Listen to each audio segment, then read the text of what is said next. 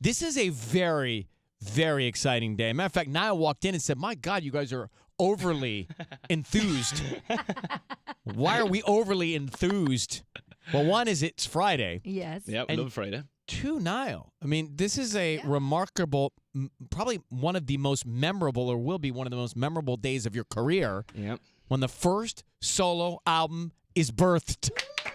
And you get to spend it with us. Yes. Thank you for choosing us. Always a pleasure, never a chore. Yeah, I'm pretty happy. Now, just to give people some perspective on this, when did you start working on your solo album? When was the first beat moment? I wrote This Town in March or April last year. So from then on, really. Obviously, I stopped to do a bit of promo for that song towards the end of last year, but for the guts of a year, I've been working on it. And were you nervous when you started? Were you nervous about? Because you had tremendous fame and success with the group, but were you nervous? Well, to be honest, at the start, there was no real plan for me to do anything. I was actually looking forward to just doing nothing. Yeah. And then obviously, me being me, got bored after about 4 minutes of sitting around doing nothing. Yeah. And ended up starting to write in general, and I felt like the songs that I was writing were coming quite like naturally to me and right up my street. If I was to like make an album, I knew what it was going to sound like. And first came This Town, right? I'm doing this by memory. First came This Town, which did great, and then Slow Hands like took over the world. So you knew it was a good song and it started to be played, but when you realized what was happening, because that to me was like life-changing for you in terms of your solo career. Yeah, well, as you said, This Town did well, and unexpectedly as well to me, because I was just kind of releasing a song to let people know that I was still actually doing something, as I said before.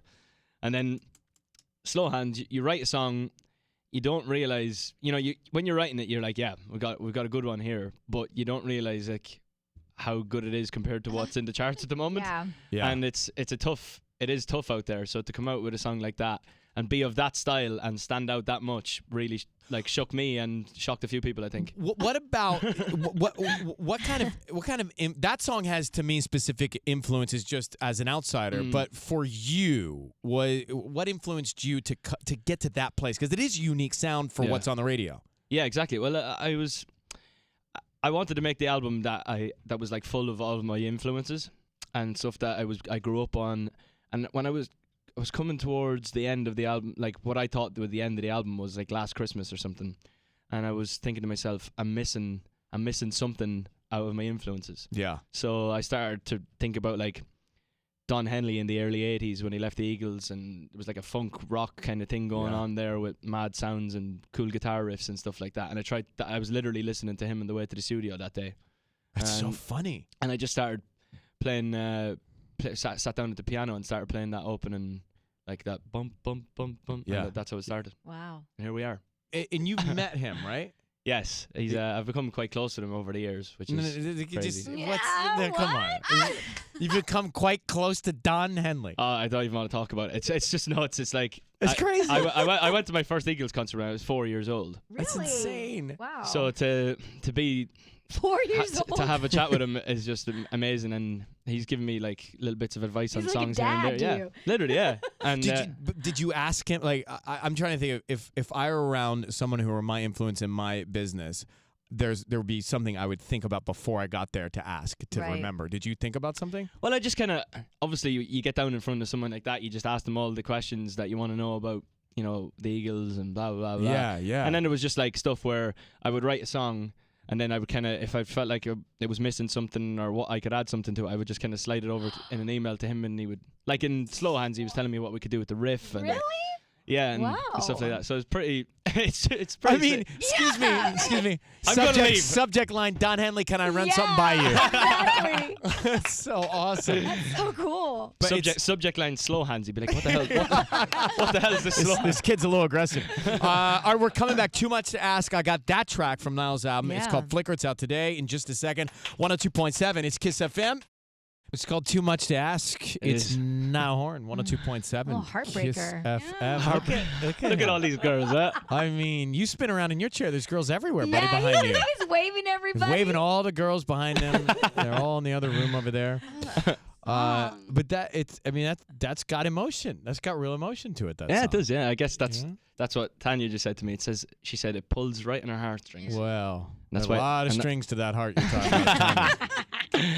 That's why we write these things. But I'm just thinking back when we first saw you come out on one of our stages and you did a couple songs or maybe a song. A song, right? yeah. Yeah, I did like one, right? And then Yeah. but now you've got this album, this whole body. Mm. How is because being in One Direction was an intensity and a level of intensity I'm sure you couldn't imagine. Mm-hmm. Being a solo artist is an intensity, but a different intensity, I'm guessing. How is it different? Yeah, big time. Well, in terms of making the album, I think the way we used to record stuff and write stuff was very quick. There was kind of stuck to timelines and deadlines. And but so this time around for me, I didn't have to rush anything. You know, I was given as much time as I wanted. I told everyone, I was pretty clear that with everyone that I was going to take my time, make sure I had enough time to make mistakes. And I felt like because of that, I had time to make mistakes, and I wrote some terrible songs and I wrote some good ones, and I had time for all of that. So, but there is a different intensity in other ways. Like the day to day, obviously there's a lot more pressure on me, in terms of like interviews and stuff like that. You got to do it all you. It's all it's a one-man band. It's hard to explain. I can't really think of like individual scenarios, but yeah. Well, you can't phone it in and lean on the other guy. It's exactly. Yeah. It's all on you. Yeah, exactly. But it's kind of fun, I've really enjoyed it. You either like hide behind it all or relish it, and I think there's only one way to do it, really. Where did you live when you made most of this album? I was living here. Because you're kind of like. You're looking a little LA right now. The T-shirt, the sunglasses, the haircut. Like you're becoming an Angelino in front of us. No, don't say that, please. No, it's not a bad thing. I know. It's not a bad thing. I'm joking. It's good. Yeah. But you vibed here a little bit in LA. Yeah, big time. I think the kind of music that I make is quite. Well, I've always been heavily influenced by anything kind of Southern Californian. That whole Laurel Canyon area of Joni Mitchell and Jackson Brown and the Eagles. Did you ever get Jackson Brown? Oh my God, one of my favorites. Yeah. Did you ever did you get in your car sometimes making the album or not? Just when you just get it. Like I remember when I first moved here, I would get in my car at night and I would drive down the boulevard and be like, just let it soak in. Yeah. 100%. On the album, I've got a couple of windows down driving tunes, right? And I've driven down playing like songs like On the Loose from the album and a song called Since We're Alone, and I've played those kind of driving around in the car when I was listening to new mixes and when they were just being produced. And it's cool when you see the visuals of Los Angeles and Hollywood. Big when time, you do that, yeah. So now we did this DNA test where you spit in a tube. It's called 23andMe.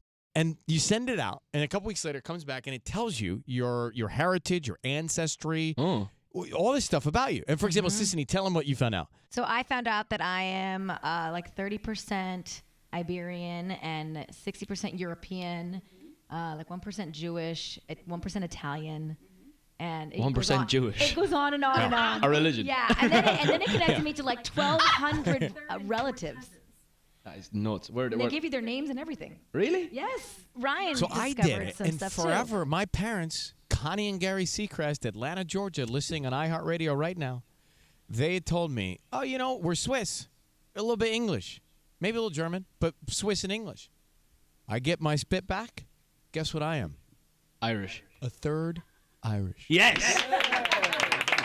That's what I'm like. That's what I'm You guys are saying. brothers. That's what I'm My saying. brother. Yes. It is with great pride we celebrate your album today. Yes. I feel like As a fellow family Irishman. member. As fellow Irish, I feel like a family member is giving birth today. Let's go for a pint of Guinness.